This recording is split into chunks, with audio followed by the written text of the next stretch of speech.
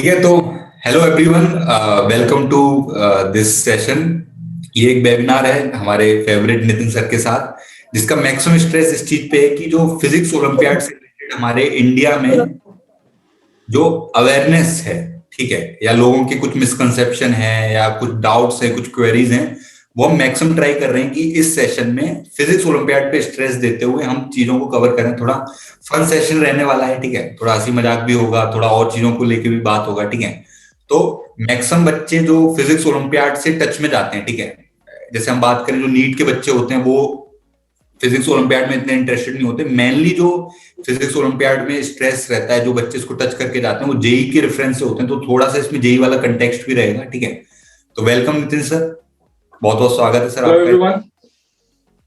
तो मैं स्टार्ट करने से पहले आप सबको थोड़ा अपने बारे में बता दूं। मेरा नाम शिवाजी है, ठीक है। अभी currently IIT Bombay first year में पढ़ रहा हूं मैं, ठीक है। और ग्राम की तरफ से मैं को होस्ट कर रहा हूं इस सेशन को, ठीक है। और नितिन सर के बारे में थोड़ा सा आपको इंट्रो दे दूं। ये सीनियर जेई फैकल्टी हैं फिजिक्स के लिए, ठीक है। बहुत ही फेवरेट, बच्चों को पसंद आते हैं इनके द्वारा फिजिक्स पढ़े हुए। ग्रेजुएटेड हैं फ्रॉम आईआईटी मद्रास, ठीक है। और फाउंडर हैं इंडियन स्कूल ऑफ फिजिक्स के। और सर ने एआईआर 5 तक के पर्सन्स को मेंटर किया है। सर के अंडर से 5 एआईआर 5 निकली हुई है, ठीक है। और mentor of more than 2000 students in last 14 years, ठीक है। तो ये बहुत बड़ी बात है। तो ये थोड़ा बहुत नितिन सर के बारे में था। तो सर आप बताइए सर, कैसा रखने वाले हैं सेशन को? सर आप किस चीज पे स्ट्रेस देने वाले हैं इस चीज में? हम लोग थोड़ा सा कोशिश जो करेंगे ना, बच्चों को जैसे आइडिया ही नहीं रहता अभी, तो फिर भी अवेयरनेस थोड़ी सी बढ़ रही है। लेकिन जब मैं देखता हूँ लास्ट 5-7 साल 10 साल में बच्चों को, तो उनको कहीं आइडिया ही नहीं होते थे। बहुत कम बच्चों को पता होता था ओलंपियाड्स क्या हैं, इनके क्या फायदे हो सकते हैं, कैसे अपने आप में बहुत अच्छे एग्जाम से जो उनको आगे तक, मतलब एक जो कॉम्पिटिटिवनेस होती है उस चीज में, जो बहुत ही टफ एग्जाम्स माने जाते हैं ओलंपियाड्स के जो ये हैं। और जैसे अपना आईएनपीएचओ है, इन द एंड कैंप के लिए जो सिलेक्ट होते हैं केवल 30 या 35 बच्चे ये लोग लेते हैं। Exactly. जो बच्चों में अवेयरनेस जो है वो थोड़ी कम है इन चीजों को लेके। जानते काफी लोग हैं, पार्टिसिपेट करने वाले काफी कम लोग होते हैं। Okay okay. नहीं, कहीं ना कहीं सर, मतलब ऐसा भी तो एक चीज है कि जहाँ पे मतलब लोगों को पता है कि अच्छा ये कोई ओलंपियाड है, लेकिन जैसे जो कोचिंग कल्चर है या जो भी चीजें हैं, तो इसको इस तरीके से बना दिया कि यार ये सिर्फ जो टॉपर क्लास के लोग हैं ना उनके लिए ये चीजें बनी हुई हैं, बाकी बच्चों के लिए ये सब नहीं बना हुआ है, ठीक है। बिल्कुल ऐसा एक मिसकंसेप्शन है। मेरा मेरा जो मानना है, मेरा पर्सनली जो है ना, ये तो ठीक है, जो सिलेक्ट होने वाले बच्चे हैं वो कहीं ना कहीं वो अपने सब्जेक्ट में बहुत माहिर होने वाले हैं, टॉपर्स ही होने वाले हैं। लेकिन एटलीस्ट अगर ज्यादा लोग इसके लिए तैयारी करेंगे तो कहीं ना कहीं ये उनके खुद के लिए बेहतरीन होने वाला है। क्योंकि जो बच्चा भी इस चीज के, इस टाइप के एग्जाम की तैयारी करेगा, वो अपने सब्जेक्ट्स को डेफिनेटली मजबूत करके रखेगा और स्ट्रांग हो जाएगा सब्जेक्ट में। तो कहीं ना कहीं ओवरऑल जो डेवलपमेंट होना है बच्चे का, चाहे फिजिक्स हो, चाहे केमिस्ट्री हो या मैथ्स हो, उसकी अंडरस्टैंडिंग कहीं ज्यादा होने वाली है। और जैसे हमारे कोचिंग कल्चर की बात है, तो कोचिंग कल्चर में भी मतलब मुझे लगता है कि बहुत ज्यादा इस पे स्ट्रेस नहीं है। कहीं फॉर्मल कोचिंग ओलंपियाड्स के लिए नहीं चलती है। तो ज्यादातर कोचिंग में कैसा है कि जैसे नवंबर में हमारा एनएससीपी होता है, तो प्रॉब्ली अक्टूबर से थोड़ा सा हल्ला मचेगा, ओलंपियाड ओलंपियाड ओलंपियाड। कुछ वर्कशीट्स उनको मिलती हैं, कुछ 1 वीक का टाइम आई थिंक उन बच्चों को ज्यादातर जगह दिया जाता है, और इस तरह से बच्चे खुद ही करते हैं वो सेल्फ स्टडी, है ना। तो कहीं ना कहीं थोड़ा सा अगर बच्चों को अवेयरनेस होगी, जैसे अभी मेरे कांटेक्ट में बहुत सारे बच्चे हैं जो 9-10 से इस चीज को लेके चल रहे हैं। तो अच्छा। वो अर्ली स्टार्टर्स हैं। और कहीं ना कहीं ओलंपियाड जैसे एग्जाम के लिए आपको समय चाहिए, है ना। इंटेलिजेंस होना ना होना एक सेकेंडरी चीज हो जाती है मेरी नजर में। तो जो ज्यादा इंपॉर्टेंट चीज है वो है, बच्चे के पास अगर समय है तो डेफिनेटली वो आने वाले टाइम में अपनी इंटेलिजेंस को भी बढ़ा सकता है सब्जेक्ट्स में। तो ये एक बहुत बड़ा फैक्टर होने वाला है। थोड़ा सा चेंजिंग सिनेरियो देख रहा हूँ मैं पिछले 2-3 साल 4 साल में। ये अब 9th में बच्चे, कुछ बच्चे 8th में बहुत ज्यादा इसकी तरफ मतलब इंक्लाइन होने लगे हैं। तो वो बच्चे definitely by the time 11th-12th आएगा वो काफी अच्छा करने वाले हैं सब चीजों में। तो जो आप कह रहे थे शायद अब्दुल कलाम और रामानुजन मिल सकते हैं, अभी भी हैं वो, आते रहते हैं। बट यही है कि लोगों की प्रायोरिटीज थोड़ी सी बदल गई हैं। तो यस सर, बिल्कुल एग्जैक्टली। नहीं सर, लाइक हमको भी मेरी जब जेई प्रिपरेशन रही थी तब उस जेई प्रिपरेशन भी हमको इस तरीके से ओलंपियाड को डिफाइन किया गया था, जो कोचिंग के एंड से थोड़ा सा रहती है चीज की। देखो आपकी जो जेई जर्नी है ना, मतलब आपने एक पॉइंट से स्टार्ट किया, आपको डेस्टिनेशन पता है कि अल्टीमेटली आपको आईआईटी में जाना है, ठीक है। तो उस जेई की जर्नी के दौरान ये बीच में छोटे छोटे हर्डल्स आएंगे, ठीक है। ये स्टेपिंग स्टोन होंगे जिसपे आप ऐसे कि ओलंपियाड की भी कर लिया, केवीवाई भी कर लिया, ठीक है, फिजिक्स का, केमिस्ट्री का, मैथ्स का, ठीक है। तो कहते थे ये बीच की जर्नी के वो है, पार्ट है, ठीक है। तो अगर ले सकते हो ये सब चीजें एड ऑन है, ठीक है, लेकिन वो इतना ज्यादा स्ट्रेस नहीं देते थे कि आपको अलग से इसके लिए प्रिपेयर करना है, ठीक है। और कोचिंग वालों के लिए तो ये मोर ऑन दैट साइड हो गया कि मार्केटिंग की एक चीज बन चुकी है कि हमारा बच्चा वहां फिजिक्स में ब्रॉन्ज मेडल लेके आया या सिल्वर मेडल लेके आया, ठीक है। तो ये मोर एंड दैट साइड होंगी कि जब उनको ये चीज रियलाइज होती है कि ये बच्चा हमारे लिए गोल्ड मेडल लेके आ सकता है, ठीक है।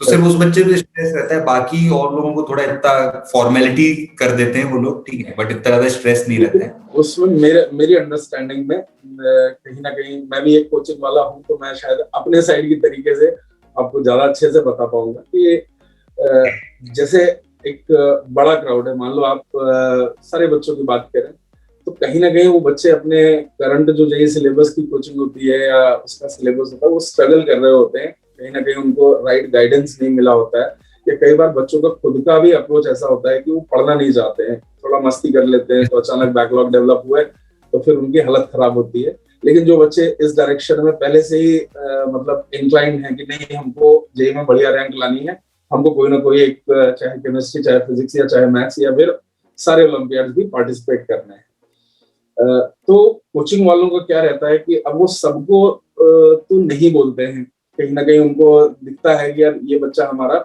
जेईई प्रिपरेशन के दौरान ही काफी स्ट्रगल कर रहा है, तो इसके ऊपर और बर्डन ना डाला जाए। मेरे ख्याल से ज्यादातर कोचिंग का माइंडसेट ऐसा रहता है ना। लेकिन कहीं ना कहीं अगर आप जो चीज आप नवंबर एनएससीपी के लिए अक्टूबर एंड में लास्ट वीक में कर रहे हैं, वही चीज अगर आप करिकुलम के स्टार्ट में कर रहे हैं, तो आई एम वेरी श्योर कि जो नंबर शायद 10 था, जो क्वालिफाई करने वाले जो बच्चे थे, पार्टिसिपेट करने वाले जो बच्चे थे, सीरियस कैंडिडेट्स जो 10 थे, शायद वो 40 हो जाते या 50 हो जाते। एक ये डिफरेंस आ सकता है उसमें। सही सही सही।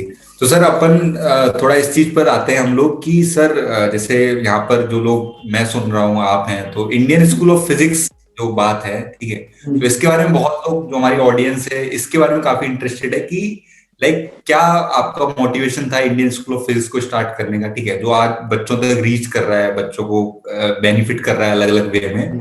तो आपका लाइक क्या मोटिवेशन था इसको, या किस तरीके से आपको आइडिया है कि ऐसा कुछ स्टार्ट करना चाहिए मुझे पर्सनल लेवल में? मैं आपको ऑनेस्टली बताता हूँ कि क्या रहा था ना, लॉकडाउन कहीं ना कहीं एक बहुत बड़ा फैक्टर रहा था कि थोड़ा सा मुझे समय मिलने लगा था, क्लासेस वगैरह ऑफ चल रही थी, जो भी क्लासेस थी हम लोग ऑनलाइन के थ्रू शुरू किए थे, और ऑनलाइन में मतलब मेरे लिए सब चीजें नई थी, तो कहीं ना कहीं मुझे लग रहा था कि कुछ ऐसा किया जाए जिससे और ज्यादा बच्चों को हम लोग थोड़ा सा फायदा दे पाए। और उसके बाद ये आइडिया है कि मैं देख रहा था यूट्यूब उस समय सबका फेवरेट था, कि कहीं ना कहीं समय ज्यादा है आपके पास, है ना, कुछ है नहीं करने को, और फिर आप देखते हो अच्छा यूट्यूब पे ये सब चीजें हो रही हैं, तो मुझे लगा कि मेरे पास भी काफी कुछ चीजें हैं सोसाइटी को देने के लिए, है ना।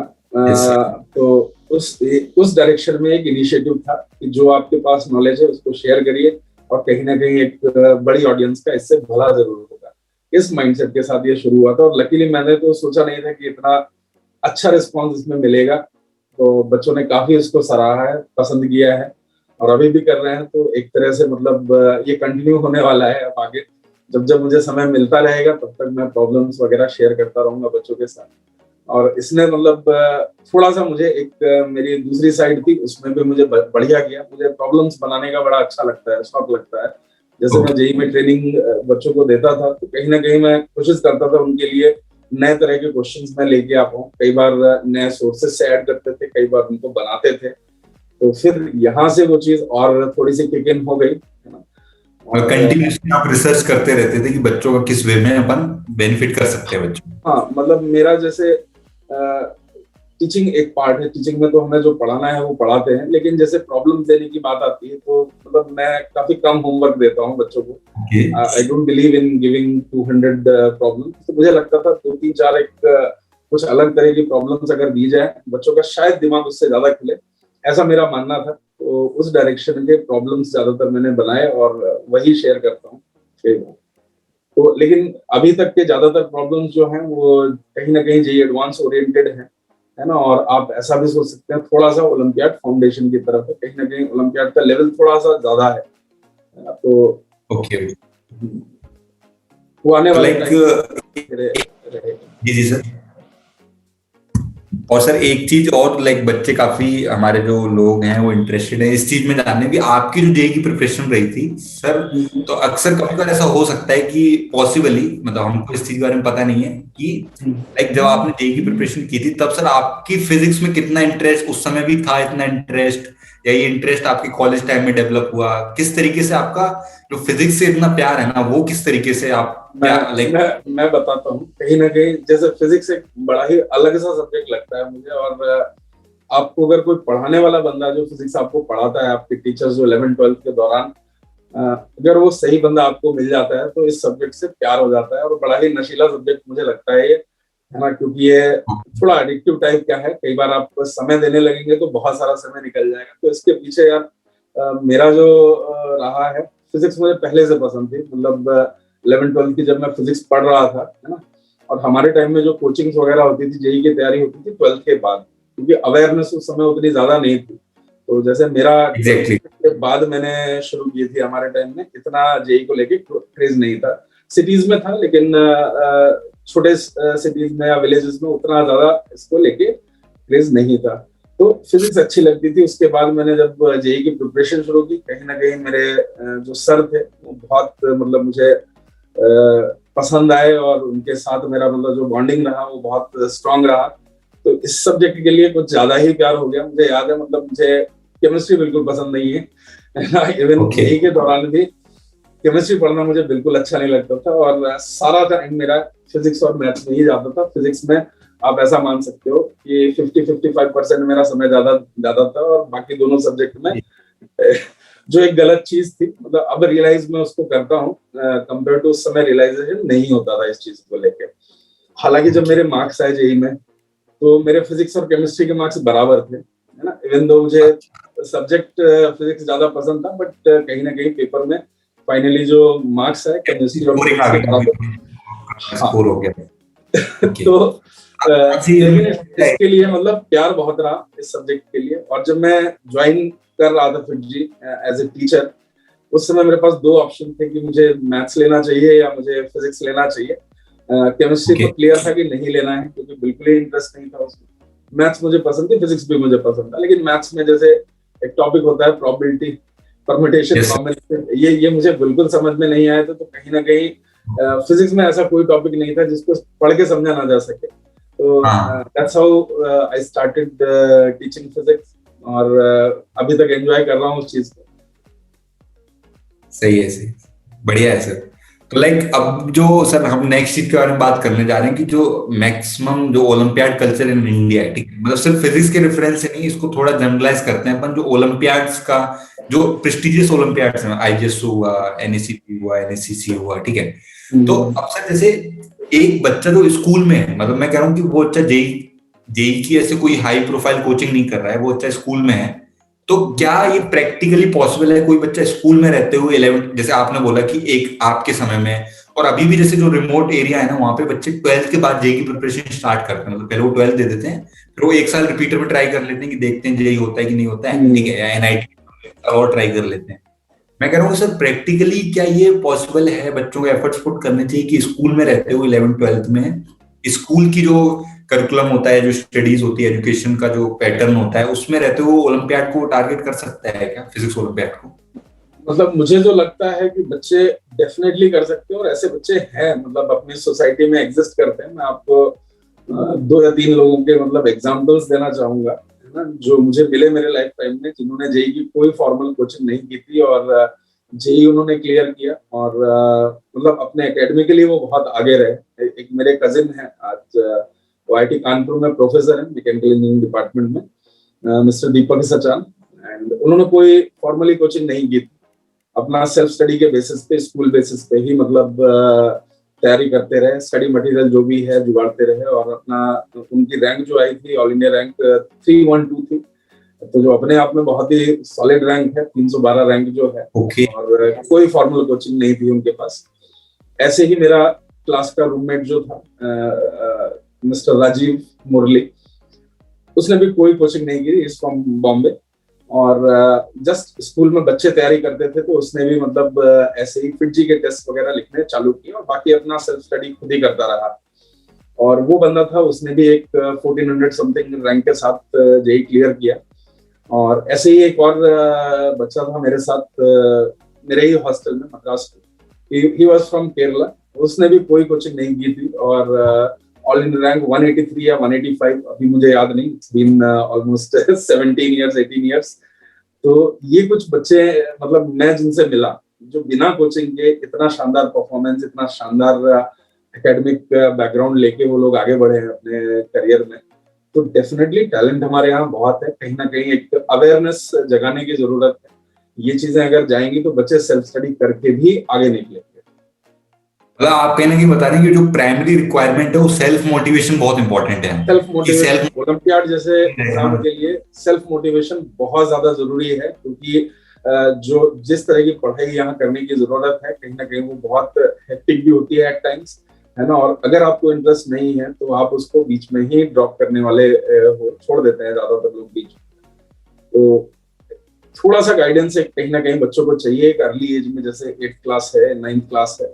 और आप मतलब सोच सकते हो, अगर आपकी फैमिली में आपका बड़ा भाई या बड़ी बहन किसी ने कोई इस टाइप के एग्जाम्स को क्लियर किया है, नॉट ओनली ओलंपियाड या जेएसओ है, एनटीएससी है, एनएससीपी है या जेई है, तो उस पूरी फैमिली का जो अगला या उसके अड़ोस पड़ोस के जितने लोग हैं, उनमें काफी चेंजेस आने लगते हैं। वो देखते हैं कि अच्छा ये भैया ये दीदी ने ऐसा ऐसा किया है, तो उनको गाइडेंस मिल जाती है तुरंत, है ना। ये पूरे एरिया में छोटे छोटे पॉकेट्स में आपको देखने को मिलेगा। तो लेकिन जो एज ए होल आप देखोगे तो कहीं ना कहीं मुझे लगता है शायद 1% लोग भी ठीक से अवेयर नहीं है इन चीजों के बारे में।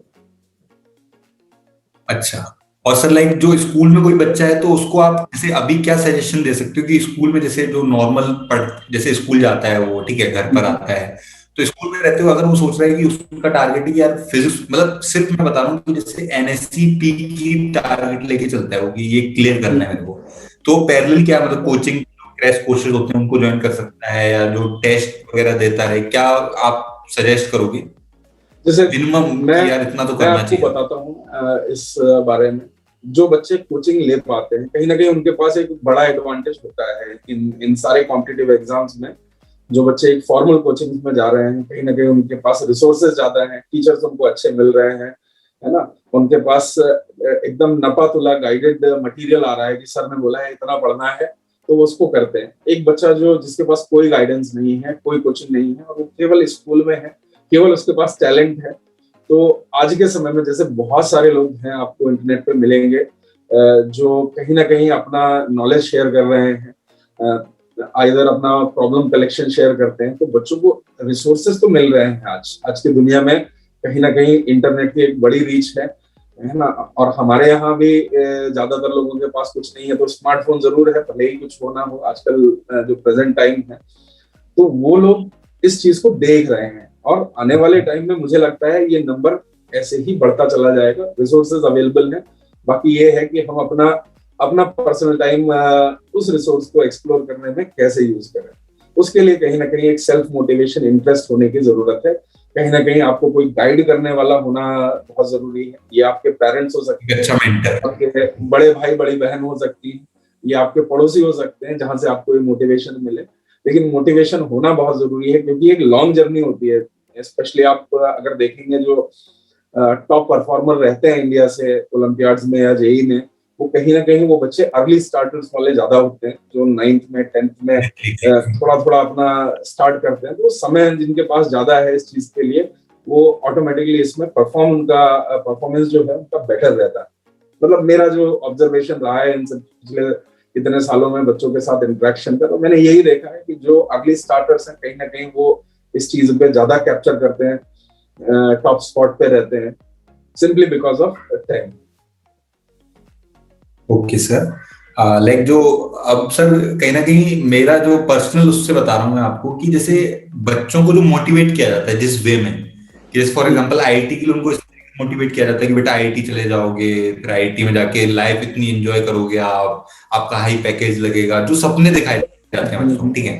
तो उसी तरीके से जो ओलंपियाड से रिलेटेड कहीं ना कहीं ये चीज जो एक मोटिवेट करने का वे होता है ना कि यार ये आपको जो सबसे मैंने एक चीज देखी ना, जो कॉमन चीज होती है, एक पॉपुलर ओपिनियन है कि यार ये चीज आपको हायर स्टडीज में बहुत हेल्प करेगी अगर आप फॉरेन यूनिवर्सिटीज में अप्लाई करते हो, ठीक है। तो आपके पास ऐसा बैक बैक वो होता है कि भाई मैंने कोई ओलंपियाड में एक अच्छे लेवल पर जाके परफॉर्म किया है, इंडिया के लिए, इंडिया को रिप्रेजेंट किया है, तो ये चीज आपको हायर स्टडीज में बहुत हेल्प करती है। तो इस पे सर आप थोड़ा सा ब्रीफ आउट अगर करें हमारे ऑडियंस के लिए कि ये किस तरीके से वर्कआउट करती है ये चीज, या किस तरीके से, क्या सिग्निफिकेंस क्या है, मतलब मेरा थोड़ा सा देखने का तरीका बहुत अलग सा है थोड़ा इस चीज को, जैसे मैं बताता हूँ।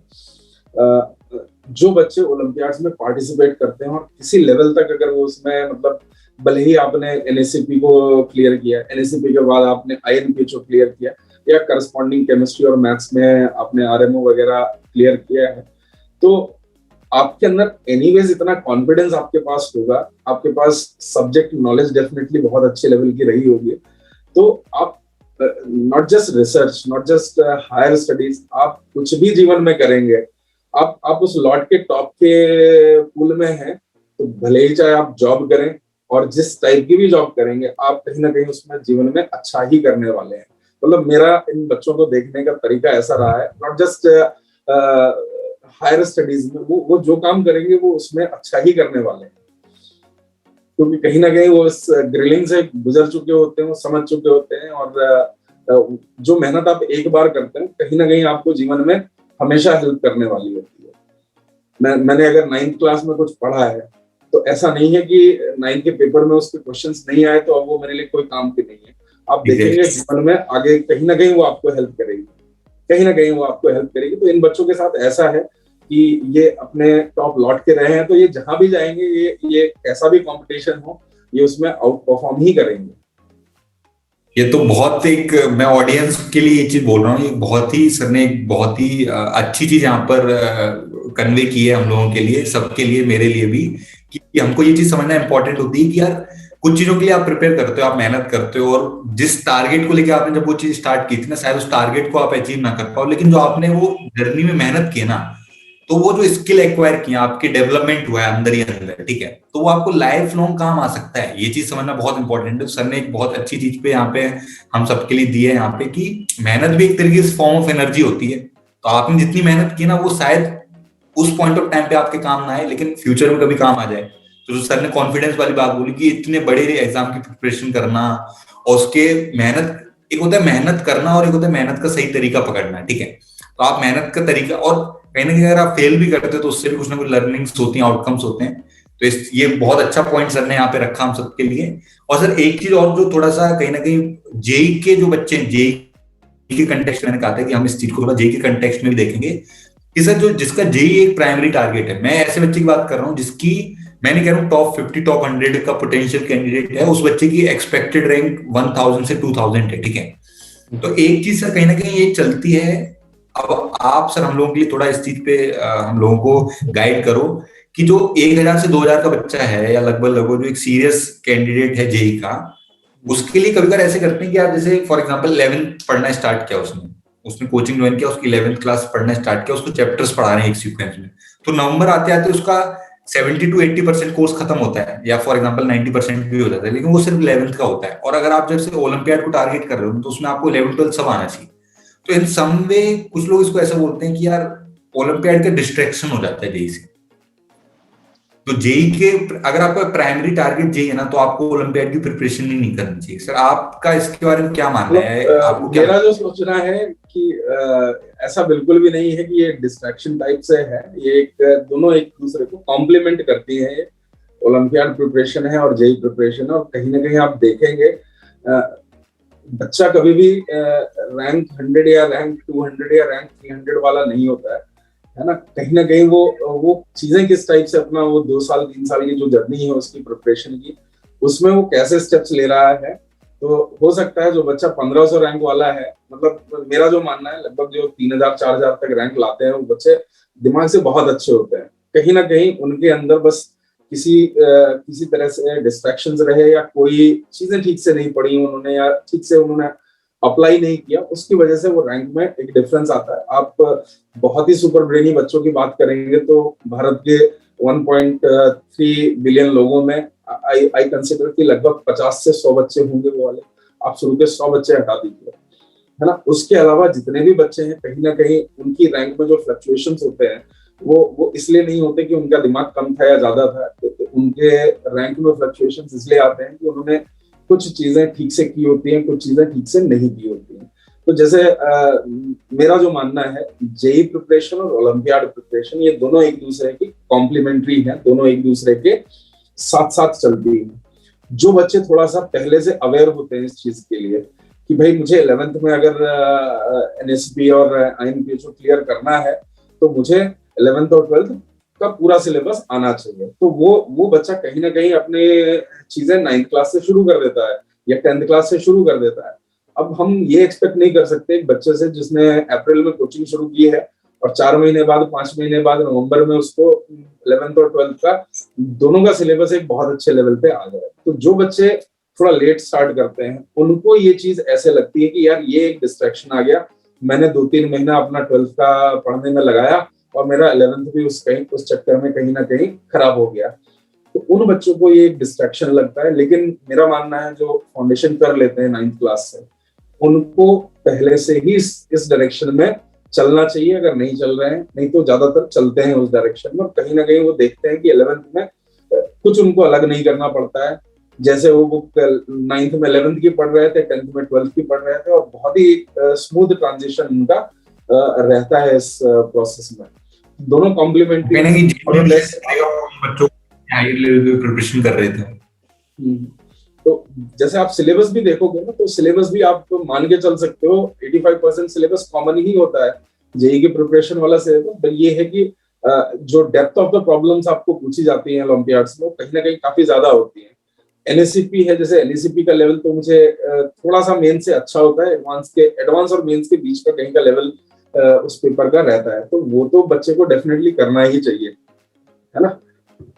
तो एग्जैक्टली ये बिल्कुल भी अलग अलग चीजें नहीं है, ये साथ की चीजें हैं, साथ की चीजें हैं। ये कुछ ऐसा है कि आप एक डिस्टेंस एक्स कवर कर रहे थे, अब ओलंपियाड के लिए आपने उसमें x+1 कवर कर ली, बस इतना ही डिफरेंस आएगा फिजिक्स के टर्म्स में, अगर मैं आपको समझाना चाहूँ तो सर ने कहीं ना कहीं, जो ऑडियंस के लिए बता रहा हूँ मैं ये चीज, सर ने जो कहीं ना कहीं कन्वे किया है कि अगर आप सच में आप सीरियस हो ओलंपियाड को लेके, तो कहीं ना कहीं आपको थोड़ा अर्ली स्टार्ट तो करना ही पड़ेगा। ये कंपल्सन है एक तरीके से। आप ये सोचो कि अप्रैल में आपको पता चला कि ऐसा कुछ फिजिक्स ओलंपियाड होता है और आप 4-5 महीने पूरा 11th-12th एक अच्छे लेवल पे पढ़ लो। जैसे सर ने बताया कि मेन से एडवांस के बीच की कहीं ना कहीं लाइन होती है वो, तो उसको आप थोड़ा प्रैक्टिकली सोचो इस चीज को। सर बता रहे कि अगर आप 9th से इस चीज को टारगेट लेके चलोगे और थोड़ा थोड़ा पर डे करते रहोगे तो ईज रहेगी आपको वो चीज करने में। फिर ये डिस्ट्रैक्शन तरीके से नहीं लगेगा आपको कि जब आप अप्रैल में जेई की प्रिपरेशन स्टार्ट करोगे तो आपको ये डिस्ट्रैक्शन नहीं लगेगा कि ओलंपियाड की प्रिपरेशन करना आपके लिए कोई डिस्ट्रैक्शन हो गया। ठीक है। तो अच्छा सर, एक चीज और जो क्वेश्चन है थोड़ा ओलंपियाड से हटके, कि मतलब ओलंपियाड से हटके ना मीन कि हायर स्टडीज से हटते हैं अपन, जेई से हटते हैं थोड़ा सा। ओलंपियाड की प्रिपरेशन करते हुए ओलंपियाड क्वालिफाइड पर्सन, जैसे आपने अपना एक करियर बना लिया सर फिजिक्स के उस पे, सर आपने फिजिक्स के बेसिस पे अपना एक करियर डेवलप कर लिया, तो उसी तरीके से सर फिजिक्स में करियर किस टाइप से हो सकते हैं बच्चों के लिए? जो बच्चे, ये ओलंपियाड से रिलेटेड नहीं है, फिजिक्स से रिलेटेड सवाल है कि सर फिजिक्स से आप करियर किस टाइप के बना सकते हैं? जैसे टीचिंग हो गई, प्रोफेसर बन गए आप कहीं पर, ठीक है, या आप रिसर्चर बन गए। दोनों दोनों तरह से रहता है। बहुत सारे फिजिक्स वाले लोग जो रहते हैं कहीं ना कहीं इंजीनियर्स भी बनते हैं। जैसे आजकल आईआईटीज है या दूसरे इंजीनियरिंग कॉलेजेस हैं, इंजीनियरिंग फिजिक्स टाइप के एक नई स्ट्रीम शुरू हुई है, रिलेटिवली नया है compare to old traditional branches. और या फिर अपने यहाँ पे जैसे इंडियन स्कूल ऑफ साइंसेज है, तो कहीं ना कहीं वो एक थोड़ा सा अलग डायरेक्शन है। डेफिनेटली कहीं ना कहीं टीचिंग करियर एक बनता है, लेकिन उसके अलावा भी इंडस्ट्रीज में आपको बहुत जरूरत पड़ेगी एज ए फिजिक्स मेजर। बहुत सारे रिसर्च लैब्स होते हैं, स्पेशली आप अगर यूएस या यूरोप में बात करें तो बहुत सारे इस टाइप के काम होते हैं। तो केवल ऐसा नहीं है कि केवल आपको टीचर बनना है ना, फिजिक्स लेके, ऐसा बिल्कुल भी नहीं। ओके सर, लाइक अब थोड़ा जेई एंड फिजिक्स ओलंपियाड जैसे डिस्कशन अपना उस पर रेफरेंस से चल रहा है, तो सर जेई के जैसे बच्चे ने लेट्स सो 9 से भी प्रिपरेशन स्टार्ट कर दी, ठीक है, तो एक तरीका तो ये होता है कि जो कोचिंग्स की मटेरियल होता है जो उनके पास होता है, ठीक है, तो उसके अलावा जो बुक्स वाली बात आती है ना कि ओलंपियाड के हिसाब से सर बच्चे को किस टाइप का बुक्स लगा सकता है। मैं कह रहा हूँ उसके उससे जेई मटेरियल नहीं छू रहा है, वो टच नहीं कर रहा है 9th में या 10th में, तो किस तरीके से प्रिपेयर कर सकता है, क्योंकि जेई का मटेरियल तो यूज ही नहीं कर रहा है वो बच्चा। नहीं, जैसे मैं आपको बताता हूँ इसमें मेरा क्या मानना है, मतलब, और जैसा मैंने देखा है कुछ बच्चों के साथ, तो आपको ऐसा नहीं है कि बहुत ही हार्डकोर तरीके से जेई की तैयारी 9 से शुरू कर देनी है।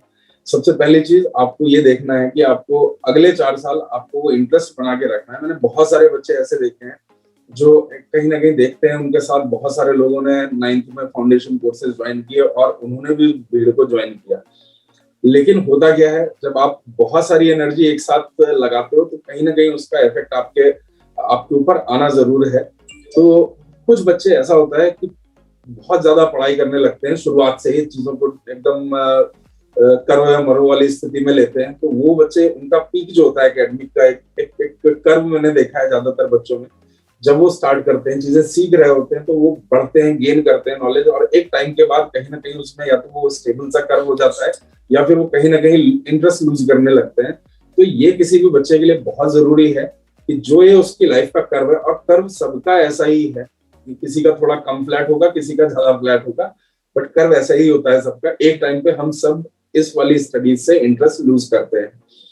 तो जो बच्चे इस चीज को देखते हैं और उनका पीक अपने एग्जाम्स के आसपास के टाइम पे आता है, तो वो कहीं ना कहीं अच्छा परफॉर्म करते हैं। मतलब आप अपने प्रिपरेशन के बेस्ट फेज में अगर जेई एग्जाम के टाइम पे हो तो ऑटोमेटिकली आप बहुत अच्छा करने वाले हो। कुछ बच्चे बहुत अच्छा करते हैं शुरुआत में, लेकिन फिर 2-3 महीने 4 महीने बाद वो अपना इंटरेस्ट लूज करके ढीले पड़ जाते हैं, तो वो कहीं ना कहीं नीचे आ जाते हैं अपने क्लास के परफॉर्मेंस में। तो ये एक चीज है जो मैंने मतलब थोड़ा नोटिस की। आप 9th क्लास से अगर स्टार्ट कर रहे हैं, आप बहुत ही नॉर्मल वे में पढ़ाई करिए। जरूरी नहीं है कि आपको मोटी मोटी बुक सॉल्व करनी है, आप पढ़ते रहिए। जैसे एक बुक है यूनिवर्सिटी फिजिक्स, मुझे बड़ी अच्छी लगती है, और जब भी मुझे कोई छोटे बच्चे मिलते हैं अर्ली स्टार्टर्स वाले, वो बोलते हैं सर क्या पढ़े, तो मेरा एक ही सजेशन रहता है, आप खाली इस बुक को पढ़ना स्टार्ट कर दो। एक जब आप अपने आप में इंटरेस्ट डेवलप करते हो चीजों में, तो आप प्रॉब्लम सॉल्विंग और बाकी सब चीजें जो हैं कहीं ना कहीं खुद अपने आप करने लगते हो उस चीज को, बिना किसी के बताए हुए या बिना किसी के फोर्स किए हुए। आपके पेरेंट्स को भी आपको फोर्स करने की जरूरत नहीं कि नहीं भाई तुमको, क्योंकि ये सब चीजें फोर्स से नहीं आती। ये मेरा मतलब पर्सनल व्यू है। आप किसी ओलंपियाड को किसी फोर्स की वजह से नहीं निकाल सकते कि पापा का प्रेशर है मुझे इसको निकालना है, या टीचर का प्रेशर है मुझे इस एग्जाम को क्लियर करना है। वो बच्चे मुझे नहीं लगता कि बहुत अच्छा कर पाते हैं इन द एंड इन सब इस टाइप के एग्जाम्स में। इस टाइप के एग्जाम में कहीं ना कहीं आपको साइकोलॉजिकली मेंटली बहुत स्ट्रांग होना होता है, और मन में खुश होना बहुत जरूरी है। जब जब आप खुश होकर पेपर देते हैं, आप देखोगे बहुत सारे क्वेश्चन आपको नहीं आ रहे होंगे, तब भी आप अच्छे से करके आ जाएंगे। और बहुत बार आप जब टेंस होते हैं और पेपर लिख रहे हैं, हो सकता है ऐसे कि आपको आते हुए क्वेश्चंस में आप कुछ मिस्टेक करते हैं। तो इसको एक एंजॉयमेंट की तरह से आप अगर लेंगे, धीरे धीरे चीजों को करते रहेंगे, कुछ कुछ पढ़ते रहे, अपने नॉलेज को गेन करते रहे, तो आप पाएंगे कि आपके लिए एक बहुत ही smooth transition JEE physics, JEE और ओलंपियाड की जो प्रिपरेशन है ये एक जैसी ही है। एक में बस ये है कि आपको, आप वेट लिफ्टिंग से अगर कंपेयर करो, एक जगह आप 50 किलो का वेट उठा रहे हो और दूसरी जगह प्रॉब्ली आपको 70 केजी का वेट उठाना है। बस इतना ही डिफरेंस करना है आपको। ये दोनों एक जैसी चलती हैं, दोनों में मोर और लेस सिमिलर टाइप का एप्टीट्यूड आपको जरूरत रहती है, सेम टाइप का माइंडसेट चाहिए। टाइम टाइम जितना आप अपने पास रखेंगे, उतना अच्छा आपके परफॉर्म करने की संभावनाएं होंगी। एंड ऑब्वियसली जो बच्चे एक्स्ट्रा ऑर्डिनरी भी हो सकते हैं, है ना, जो जो दूसरे बच्चे 2 साल में करें वो 6 महीने में कर दें, ऐसे बच्चे होते हैं। आप जब आईटीज में जाएंगे तो आप देखोगे कि वहां पे कल्चर तो आईआईटीज में ऐसा है कि एग्जाम के एक दिन पहले पढ़ा जाता है ना। एडमिशन से एक दिन पहले किसी भी क्लास टॉपर के नोट्स आते हैं हॉस्टल में, और ज्यादातर बच्चे, मतलब मेजोरिटी ऑफ द क्राउड, कुछ बच्चे होते हैं जो लगे रहते हैं, है ना, लेकिन मेजोरिटी ऑफ द क्राउड जो ये है लास्ट डे प्रिपरेशन में बिलीव करता है। तो ऐसे लोग आपको बहुत सारे मिलेंगे जो कम टाइम में ज्यादा कर सकते हैं। तो मैं उस छोटी परसेंटेज को हटा दे रहा हूँ, लेकिन मेजोरिटी ऑफ द क्राउड जो है उनको समय अपने पास रखना चाहिए, टाइम रखना चाहिए, और एक लंबी पारी टेस्ट मैच जैसी खेलनी होती है 9, 10, 11, 12। ओके सर, तो अभी अपना जो नेक्स्ट जो आईओ क्यूपी 2021 जो अभी रिसेंट टाइम में हुआ है सर, उसके बारे में सर थोड़ा सा बच्चे इंटरेस्टेड हैं हम लोगों के, और जैसे मैंने देखा इस पेपर को, और पहले मैंने सोचा कि शायद मैं इसके सॉल्यूशंस भी बनाऊं, पर फिर मैं उतना अपने आप को मोटिवेट नहीं कर पाया कंसीडरिंग मेरे क्लास लोड्स और ये सब की वजह से। तो जैसे इसका फर्स्ट पार्ट था वो तो मतलब इन्होंने पुराने जो जेईई एडवांस के पेपर्स हैं, आई मीन डायरेक्टली वो पेपर्स से क्वेश्चंस उठाए गए पास्ट एडवांस पेपर्स के। तो first part of the paper मैं कहूंगा कि कंसिडरिंग ये पेपर के क्वेश्चंस ऑलरेडी मार्केट में अवेलेबल थे, तो थोड़ा सा ये इजियर साइड में है, और कहीं ना कहीं बच्चों ने इसमें अच्छा परफॉर्म भी किया है। जो जेईई के सीरियस कैंडिडेट्स हैं उन्होंने फर्स्ट पार्ट में काफी अच्छा किया है। सेकंड पार्ट था, जैसे सेकंड पार्ट आईएनपीएचओ वाला, वो अपने आप में काफी अच्छा लगा मुझे। हालांकि कंपेयर टू अदर आईएनपीएचओस थोड़ा सा लाइटर साइड में था, लेकिन फिर भी अपने आप में बहुत अच्छा पेपर मुझे लगा। एक वेल बैलेंस पेपर था, कंसिडरिंग कि जो टाइम दे रहे थे उसमें उसको आउट परफॉर्म करना अपने आप में टफ ही रहेगा, वो आसान किसी एंगल से नहीं था। हालांकि बहुत सारे बच्चे बोल रहे थे कि सर ये आसान है, वो आसान लगता है, लेकिन जब आप एक टाइम बाउंड मैनर में उन 5-6 क्वेश्चंस को अटेम्प्ट करोगे तो कहीं ना कहीं उसको दिक्कत ही फेस करनी पड़ती है।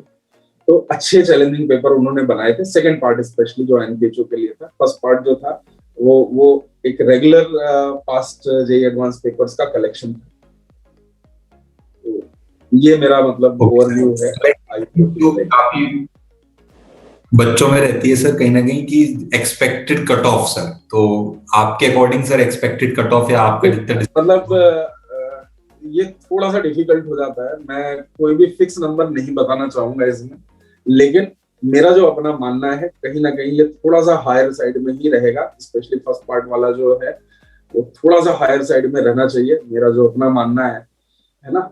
और नंबर मैं देना नहीं चाहूंगा क्योंकि उसमें कुछ भी हो सकता है ना, डिपेंड, बिकॉज एक बहुत ही रैंडम सा इवेंट होता है ना, कौन बच्चा कहाँ से कैसा परफॉर्म करे। तो एक फिक्स नंबर पे ना जाके मेरा जो फीलिंग है वो कहीं ना कहीं ये थोड़ा सा हायर साइड में रहेगा, क्योंकि फर्स्ट पार्ट सारे बच्चों ने बहुत अच्छे से किया है। एटलीस्ट जो मेरे सर्कल में थोड़ा से नॉन बच्चे हैं, लोगों ने काफी ठीक से इसको किया।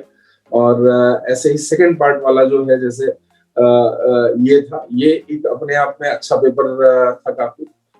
इसमें क्या हुआ होगा कि कुछ क्वेश्चन, 2 या 3 क्वेश्चन बच्चे, ज्यादातर लोग अटेम्प्ट कर पा रहे होंगे उसको, लेकिन कुछ पार्ट ऑफ द पेपर जो था उसको सब लोग शायद नहीं अटेम्प्ट कर पाएंगे। मे बी कुछ विरले ही होंगे 40-50 बच्चे जिन्होंने उन सब टफ पार्ट्स में भी अच्छा परफॉर्म किया होगा।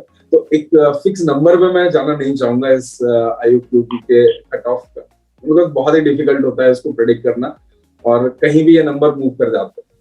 और कई बार तो हाफ मार्क, 1.5 मार्क, 1 मार्क, इस पे ही चीजें बदल जाती है।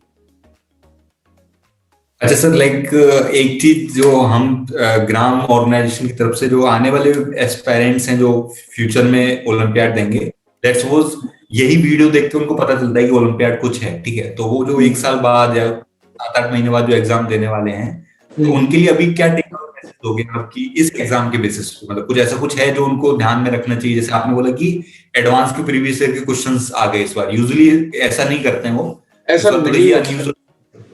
यस, लेकिन जैसे मैं थोड़ा सा एक आइडिया तो देना चाहूंगा कि फर्स्ट पार्ट का एनएसीपी जो रहा है पास्ट, अगर उसका मतलब आप हिस्ट्री देखेंगे उसके, तो आपको दिखेगा कि उसमें अक्सर आपको बहुत ही फैमिलियर टाइप के क्वेश्चंस आते रहे हैं। ये एनएसीपी का मतलब इतिहास रहा है।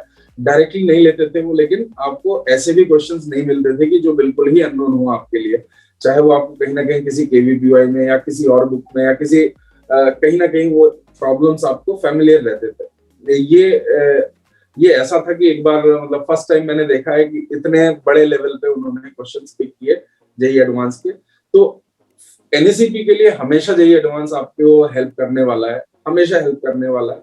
उसी के अराउंड ये पेपर होने वाला है। जेईई एडवांस से थोड़ा सा हल्के लेवल पे पेपर होता है एनएससीपी का, तो कहीं ना कहीं आप अगर जेईई एडवांस की तैयारी करते हुए अच्छा कर रहे हैं तो देयर इज नो डाउट कि आप एनएससीपी में अच्छा नहीं करेंगे, आप डेफिनेटली अच्छा करेंगे। आईएनपीएचओ का जैसे है वो अपने आप में थोड़ा सा अलग रहता है पेपर, और उसके लिए आपको जेईई डोमेन से थोड़ा बाहर जाके भी पढ़ाई करनी पड़ती है, और ये आज भी है, पहले भी था, और आने वाले समय में भी मुझे लगता है कि आपको कहीं ना कहीं अपने जेईई कंफर्ट जोन से बाहर आके उसके लिए तैयारी करनी पड़ेगी।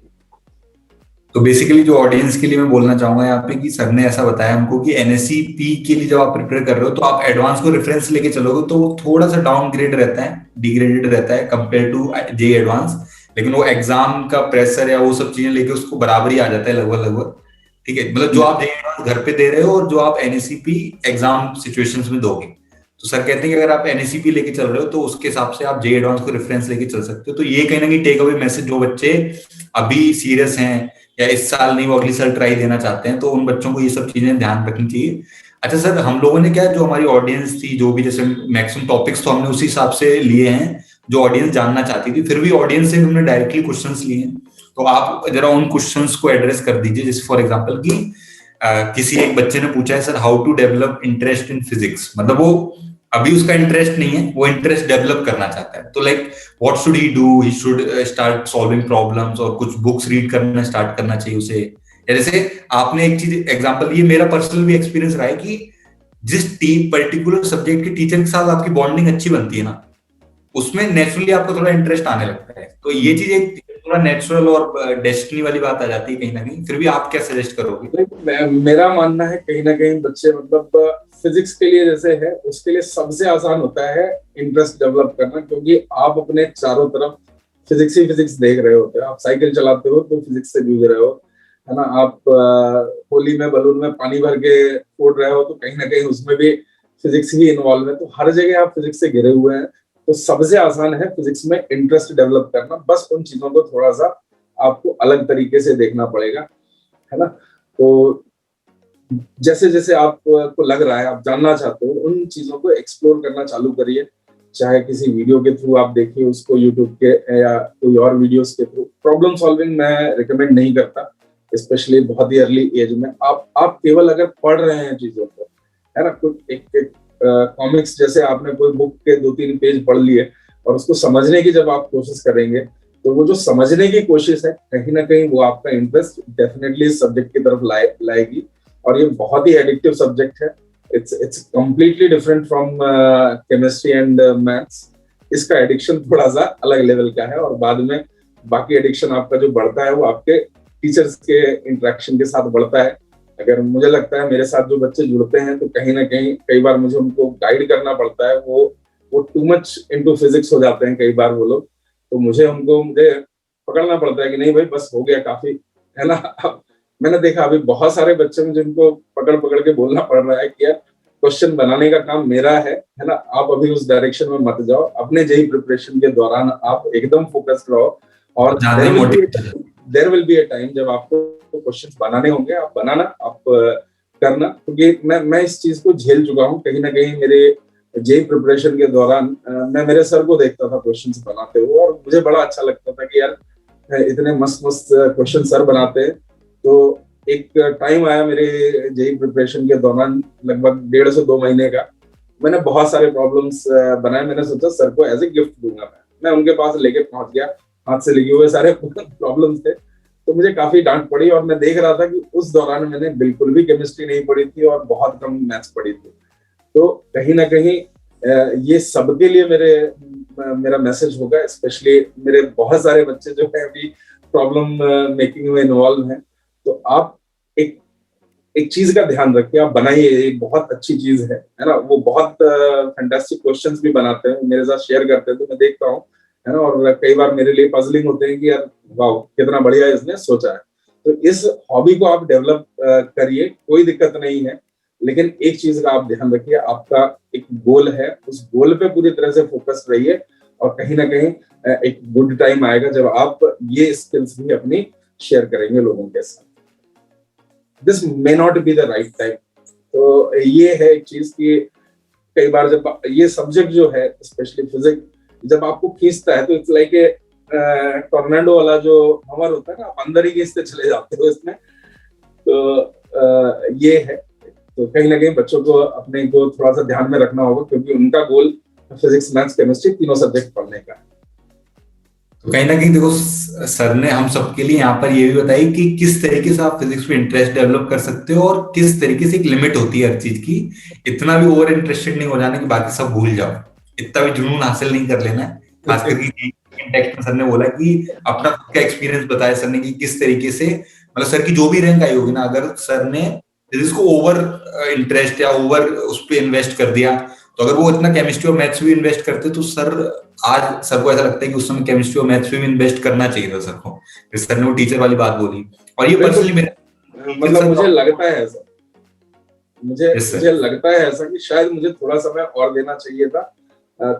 जब मैंने देखा है, एटलीस्ट ये उस समय मुझे आइडिया नहीं था, लेकिन पिछले 14-15 साल से जो मैं बच्चों के साथ इन्वॉल्व रहा हूँ, मैंने देखा है जो बच्चा भले ही वो तीनों सब्जेक्ट में बहुत स्ट्रांग नहीं है, लेकिन अगर तीनों सब्जेक्ट में ठीक ठीक लेवल है तो वो कहीं ना कहीं एक अच्छी रैंक लेके आता है, बजाय उन बच्चों के जो 2 सब्जेक्ट में बहुत ज्यादा स्ट्रांग होते हैं और तीसरे सब्जेक्ट में वो थोड़े कम स्ट्रांग होते हैं या थोड़ा बिलो एवरेज के बच्चे होते हैं। तो उन बच्चों की रैंक उतनी अच्छी नहीं आती है compare to somebody who is equally good in all 3 subjects. तो ये एक मैसेज है, आप सबको ध्यान रखना चाहिए जो ये एग्जाम लिखने वाले हैं आने वाले टाइम में। एक चीज और मैं थोड़ा सा बताऊंगा, मतलब आपको थोड़ा सा इस चीज का भी ध्यान रखना चाहिए कि आप अपने ओलंपियाड प्रिपरेशन में इस तरह से मत लेके चलें कि मुझे फिजिक्स भी ओलंपियाड निकालना है, मैथ्स ओलंपियाड भी निकालना है, केमिस्ट्री भी निकालना है और एस्ट्रोनॉमी भी निकालना है मुझे, या जितने ओलंपियाड हैं वो सब निकालने हैं। कहीं ना कहीं ये थोड़ा सा बहुत टफ होता है। अगर आप एक माइंड में एक गोल लेके चल रहे हैं तो मुझे फिजिक्स का ही निकालना है ओलंपियाड, या मुझे केमिस्ट्री का ही निकालना है, या मुझे मैथ्स का ही निकालना है, कोई एक या 2 सब्जेक्ट अगर आप लेके चलेंगे, आपकी संभावनाएं, चांसेस जो है थोड़े ज्यादा रहेंगे अच्छा करने के उस पर्टिकुलर ओलंपियाड में। ये भी हम लोग के लिए बहुत ही अच्छा एक टेक अवे मैसेज है यहाँ से कि सर कह रहे हैं कि भाई देखो, आप हर चीज में अच्छा करना चाहोगे ना तो आप किसी चीज में महान काम नहीं कर पाओगे। आपको महान काम करना है तो एक चीज डिवोटेड रहना बहुत इंपॉर्टेंट है किसी एक चीज के लिए। जैसे हर चीज करने का ट्राई करोगे फिर आप कुछ भी नहीं कर पाओगे अल्टीमेटली। तो ये भी अपने सबको याद रखना चाहिए कि अपने इंटरेस्ट को रिकॉग्नाइज करो आप और उस हिसाब से काम करो। ठीक है सर। और एक बच्चे का क्वेश्चन तो sir, which physics competition can be given after 12th, what are the career option in physics? तो करियर ऑप्शन वाला तो हमने पहले ही एड्रेस कर दिया था। कोई फिजिक्स की सर ऐसी कंपटीशन है जो 12th के बाद है? कॉलेजेस में भी आप जैसे 11th-12th में ओलंपियाड्स वगैरह होते हैं, 12th के बाद आप दे नहीं सकते हो। अभी के जो है आजकल तो बहुत सारे ओपन ओलंपियाड एग्जाम्स हो रहे हैं जिसमें कोई रिक्वायरमेंट ही नहीं है कि आपको 10th में होना है, 12th में होना है, 11th में होना है, 6th में होना है, 7th में होना है, या फिर आप बीएससी क्वालिफाइड हो या बीटेक। आप भी दे सकते हो उसको, तो हाँ उसको हम भी दे सकते हैं। एग्जैक्टली तो बहुत सारे ऑप्शंस अवेलेबल आपके पास रहने वाले हैं, बट आपको चीजें को एक्सप्लोर करते रहना है। जैसे एक अपनी वेबसाइट है हमारे, बहुत सारे बच्चे उनके लिए साथ में काम भी करते हैं। एओपीएस जो फोरम है वो मैथ्स के लिए है, बट उसमें फिजिक्स के भी काफी काम बच्चे कर रहे हैं। तो आई थिंक आप उनके साथ अगर थोड़ा सा अपने को एसोसिएट करके रखेंगे तो आपको आने वाले जो फिजिक्स के इवेंट्स हैं उनमें आपको अवेयरनेस रहेगी। वो काफी रैंडम टाइम पे, अलग अलग टाइम पे डेट्स आते हैं इवेंट्स के, तो कॉम्पिटिशंस बहुत सारे अवेलेबल हैं, बट आपको ये है कि आपको थोड़ा सा उनको ट्रैक करते रहना पड़ेगा। और कोई ऐसा नहीं है कि 12th के बाद ही आपको देना है, 12th के पहले भी वो ओपन एग्जाम्स हैं, कोई भी दे सकता है उनको। कोई कंपल्शन नहीं, अपने इंटरेस्ट और मोटिवेशन के हिसाब से काम करना है। हाँ, मोटिवेशन होना बहुत जरूरी है। मतलब मेरा जो मानना है, किसी भी एक सब्जेक्ट में आपको अगर अपने आप को बियॉन्ड ए लिमिट पुल करना है तो ये केवल और केवल एक जो हो सकता है ये इंटरेस्ट की वजह से ही हो सकता है, सेल्फ मोटिवेशन से ही हो सकता है। ओके, लाइक सर ये थोड़ा सा एक क्वेश्चन था कहीं ना कहीं कि मतलब इसको थोड़ा मैं रिफ्रेम कर देता हूँ। लाइक क्वेश्चन एग्जैक्टली है, what should one do if they can't solve a particular question, is there a correct way to solve books? तो इसको जो एक्चुअल क्वेश्चन यहाँ से जो बच्चों के लिए मैटर करना चाहिए कि सर बुक्स को, जैसे कोचिंग में तो ऐसा भी बताते हैं कि कोचिंग का जो मटेरियल होता है आपको उसके सॉल्यूशन वगैरह बनाने चाहिए ये सब। तो ऐसा एक थीम चलता है कि कुछ लोग ऐसे बोलते हैं कि कोचिंग का मटेरियल लगाने के बाद जो बुक्स आप, ऐसे नहीं कि भाई आपने फिक्स कर लिया कि ये 4 बुक्स लगानी है पूरी की पूरी, ठीक है, आप रीच कर सकते हो। जैसे कि मैकेनिक्स के लिए ये पर्टिकुलर बुक लगा लिया आपने, इलेक्ट्रोडायनेमिक्स के लिए वो पर्टिकुलर बुक लगा लिया आपने। तो सर आपके हिसाब से एक आइडियल वे क्या होना चाहिए एक बच्चे के लिए बुक्स को कैटर करने का, किस तरीके से उसको बुक्स को टारगेट लेके चलना चाहिए? मेरा इस पर्टिकुलर क्वेश्चन को लेके थोड़ा सा मेरा एक अलग रूप है इसको देखने का। बहुत ही कॉमन है कि आप बहुत सारे क्वेश्चन सॉल्व नहीं कर पाएंगे, इसमें कोई बुरी बात नहीं है। आप देखेंगे कि आप एक्सपोज बहुत ही छोटे पोर्शन के लिए हो रहे हो और आपको जज भी नहीं कर पाओगे आप कि ये क्वेश्चन आपकी डोमेन का है या नहीं। विद इन आपकी डोमेन भी आप बहुत सारे क्वेश्चंस नहीं कर पाओगे। मैं आज भी बहुत सारे क्वेश्चंस नहीं कर पाता हूँ despite of giving 14-15 years into this subject for JEE के लिए। तो ये इसमें कोई बुरी बात नहीं है, ये नॉर्मल है। जब आप सब्जेक्ट एक्सप्लोर करोगे तो ऐसे बहुत सारी चीजें आपको मिलने वाली हैं जो आपको नहीं आएंगी, तो इससे कोई वो नहीं फील करना है। कई बार ऐसा होता है मुझसे अगर कोई क्वेश्चन नहीं बनता है तो मैं थोड़ा सा समय उसमें दूंगा। हो सकता है आज मैंने उस क्वेश्चन को देखा, फर्स्ट लुक में मुझे नहीं क्लिक किया, तो मैं उसको थोड़े टाइम बाद, मे बी 1 दिन बाद 2 दिन बाद एक बार फिर से उसको देखूंगा कि कुछ मुझे आइडिया मिले। कई बार मिल जाता है, कई बार नहीं मिलता है। कई बार ऐसे क्वेश्चंस भी मुझे मिले हैं, कभी कभी बैठे हुए रैंडम थॉट के साथ एकदम से कोई आइडिया आएगा कि अच्छा यार शायद ये लग जाएगा। मैं उस प्रॉब्लम के बारे में सोच भी नहीं रहा था, बट एक रैंडम सा मुझे आइडिया आएगा तो मैं पेन पेपर लेके एक बार देखूंगा कि यार इससे कुछ डायरेक्शन मिल रही है कि नहीं मिल रही है। तो फिजिक्स एक ऐसा ही सब्जेक्ट है जहां पे आपको मतलब निराश नहीं होना है। आप ऐसे बहुत सारे क्वेश्चंस को देखने वाले हो जो आपसे सॉल्व नहीं होने वाले हैं, तो कोई बड़ी बात नहीं है इसमें। Is there a correct way to solve the books, इसके ऊपर मैं थोड़ा सा और कहना चाहूंगा। जैसे आप विद्यार्थी जीवन में है, आपके पास समय बहुत लिमिटेड होता है, आप स्टूडेंट्स हैं, आपके पास समय बहुत लिमिटेड है, तो आपको एक क्वेश्चन में, जैसे मैं इन्वेस्ट कर सकता हूँ 2 दिन 3 दिन एक क्वेश्चन को सोचने में, बट एज ए स्टूडेंट आपको ऐसा नहीं करना है ना।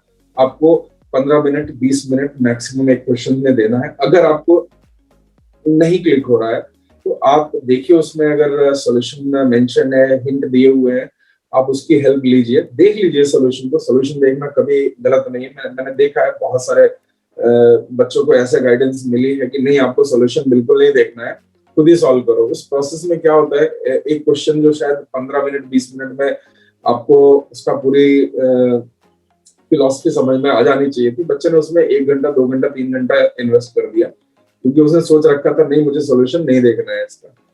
और हो सकता है कई बार उसके 3 घंटा इन्वेस्ट करने के बाद भी आपको आंसर ना मिले। तो ऐसे सिचुएशन में थोड़ा सा, क्योंकि आपके पास टाइम कम है, आपको सॉल्यूशन या हिंट को रेफर कर लेना चाहिए।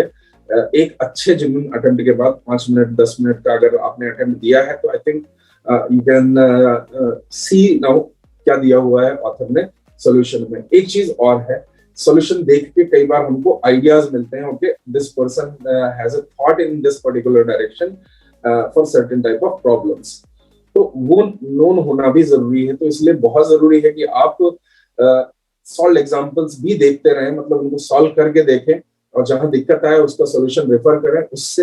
उससे उसके आइडियाज को आप थोड़ा सा रीड करने की कोशिश करिए। मान लो कोई बुक है तो उस बुक के ऑथर ने क्या सोच के क्वेश्चन दिया था या क्या उसकी अप्रोच रहती है सर्टेन सिचुएशंस में। कहीं ना कहीं आपको मल्टीपल अप्रोचेस मिलने चालू हो जाएंगे जब आप सॉल्यूशन रेफर करके अपना जुगाड़ उसमें लगाएंगे। आपको डेफिनेटली मल्टीपल अप्रोचेस मिलेंगी और जहां आप एक टाइप के क्वेश्चन के लिए आपके पास मल्टीपल अप्रोचेस हैं, you will improve drastically automatically. तो ये मेरा थोड़ा सा इन चीजों को लेके व्यू पॉइंट है। अगर मैं ऑडियंस के लिए इसको समझाऊं तो वो सर ने बेसिकली 2 मोटे मोटे जो बिग पॉइंट्स हैं वो ये हैं कि एक तो पहली बात तो कि अपने को ये समझना पड़ेगा कि अपने पास टाइम लिमिटेड है, तो उसका इन्वेस्टमेंट कहाँ पर और किस तरीके से करना ये बहुत जरूरी है समझना। एक सवाल पे आप 2 दिन स्पेंड कर रहे हो तो ये वर्थ इट नहीं है।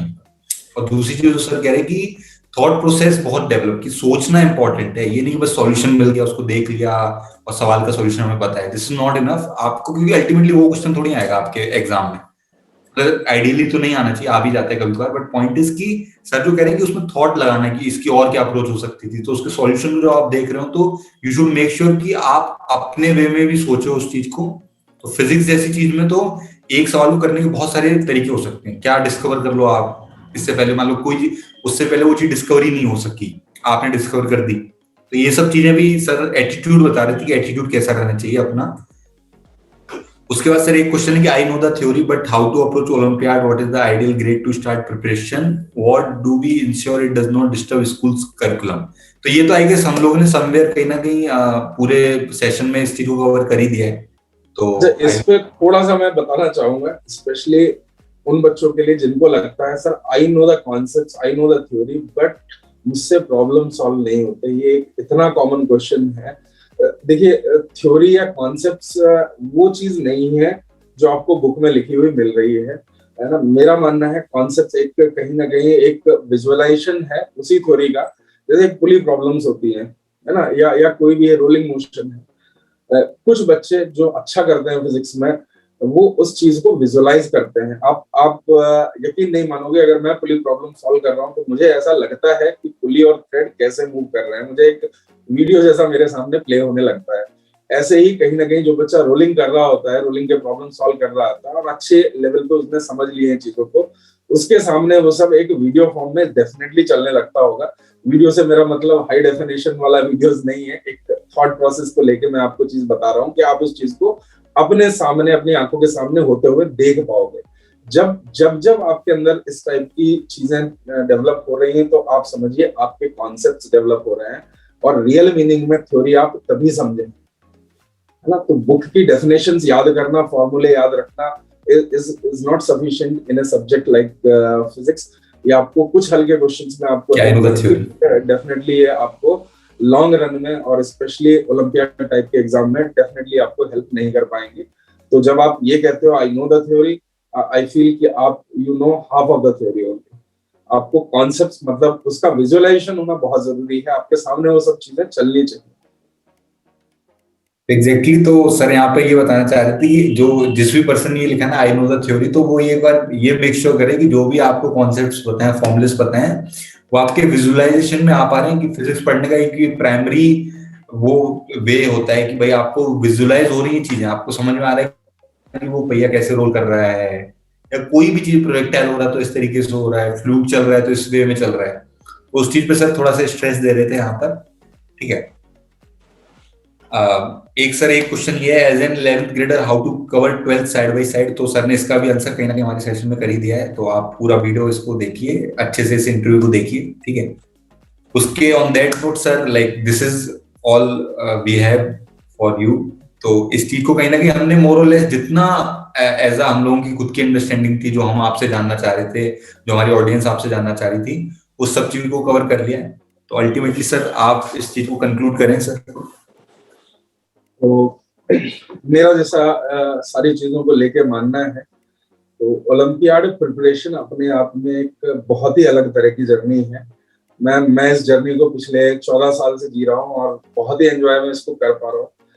और मतलब मैं सारे बच्चों के लिए जरूर कहना चाहूंगा कि आप किसी भी सब्जेक्ट में, आपको जो भी सब्जेक्ट पसंद है, नॉट जस्ट फिजिक्स ओलंपियाड, वो केमिस्ट्री हो सकता है, वो मैथ्स हो सकता है। देखिए, हर एक बच्चे का एक खास सब्जेक्ट के लिए उसका जो रिसीव करने की जो कैपेबिलिटीज है वो डिफरेंट होती है। जो मेरा मानना है अपना थोड़ा सा, कोई बच्चा केमिस्ट्री में बहुत अच्छा समझता है, कोई बच्चा मैथ्स में बहुत अच्छा अलग तरह का फील लेता है। ज्यादातर बच्चे मुझे लगता है फिजिक्स में कहीं ना कहीं वो फील ले पाते हैं। तो मेरा कहना यही है कि आप इसको एंजॉय करके जब तक आप इसको करेंगे, ये आपको बहुत ही हाईली रिवार्डिंग रहने वाला है through out your life. Her bar reward may not be in the form of marks, but marks definitely आएंगे आपके, है ना। रिवॉर्ड्स को आपको मार्क्स की तरह से नहीं देखना चाहिए, but as a learning experience आप अगर इसको देखेंगे, तो कहीं ना कहीं आप जहां भी हैं, कॉलेज में हैं, कॉलेज के बाद जॉब में हैं, या उसके बाद भी हैं, आप अगर अपने इंटरेस्ट के साथ हैं, तो आप डेफिनेटली लाइफ में बहुत अच्छा करने वाले हैं। और मेरा मानना है जो आपको पसंद आए, सारे बच्चों के लिए, है ना, ये पसंद कुछ भी हो सकती है, सब्जेक्ट रिलेटेड भी हो सकती है, सब्जेक्ट से नहीं रिलेटेड भी हो सकती है। इन जनरल एक आपको वो चीज मैं अपने एक्सपीरियंस से बता रहा हूँ। आपको जिसमें इंटरेस्ट है आप उसमें अपना समय दीजिए, आप देखोगे आपको सक्सेस जरूर मिलेगी उसमें। आपने जिसमें टाइम दिया है, ये कभी नहीं करना है कि थोड़ा टाइम इधर दिया, थोड़ा टाइम इधर दिया, थोड़ा टाइम इधर दिया, थोड़ा टाइम इधर दिया। उस केस में आप कहीं भी अच्छा नहीं कर पाओगे, लेकिन किसी एक डायरेक्शन को फोकस लेके लाइफ में आप आगे बढ़ोगे, आप बहुत अच्छा करने वाले हो। वो कुछ भी हो सकता है, वो फिजिक्स हो सकता है, मैथ्स हो सकता है, केमिस्ट्री हो सकता है, या कुछ और थर्ड आपकी पसंद हो सकती है। तो इस सेशन के लिए मतलब मेरे साइड से इतना ही, और बहुत बहुत थैंकफुल हूँ मैं ग्राम का, है ना। ये जो बच्चे हैं मतलब एक बहुत ही मतलब लीजेंडरी इनिशिएटिव है, एंड आई एम श्योर ये आने वाले टाइम में हम लोग इसको और बड़ा कर पाएंगे, और बड़ा कर पाएंगे, और ज्यादा बच्चों तक इसकी रीच कर पाएंगे। अपने आप में बड़ा ही नोबल काम है ये। मतलब मैं अगर इसको बोलूं, किसी को शिक्षा देना है ना, और स्पेशली फ्री में शिक्षा देना, ये अपने आप में एक बहुत बड़ी चीज होती है। स्पेशली हमारे प्रेजेंट टाइम में जब जो पढ़ाई है बहुत ही कमर्शियलाइज्ड है, और मैं भी उसका एक हिस्सा हूँ। एंड आई डोंट से कि भाई हमको भी अपनी फैमिली चलानी है, तो कहीं ना कहीं वो सब फाइनेंशियल एंगल रहता है, लेकिन ये अपने आप में बहुत बड़ी चीज है। तो all the very best to team gram, and please continue this work, and all my support will be with you guys and everyone. There is another group of students who are also doing similar kind of work, so you can reach out to me anytime and I'll be more than happy to help you within my capacity. Thanks a lot. Thank you. तो sir मेरी तरफ से, ग्राम organisation की तरफ से, और जितने भी ऑडियंस इस वीडियो को कभी ना कभी देखेंगे, उन सबकी तरफ से सर आपको बहुत बहुत थैंक्स अ लॉट। अपना एक्सपीरियंस हम सबके साथ शेयर करना, अपना जो भी आपका ओवरऑल लाइफ का एक्सपीरियंस और फिजिक्स से रिलेटेड जो आपका एक्सपीरियंस था वो हम लोगों के साथ शेयर करना, हम भी सर बहुत ग्रेटफुल हैं by having you with us. Thanks a Thank lot you sir. everyone. Okay sir, Okay. तो on that note conclude this session, और यहीं पे रैप अप करते हैं इस चीज को। ठीक है सर।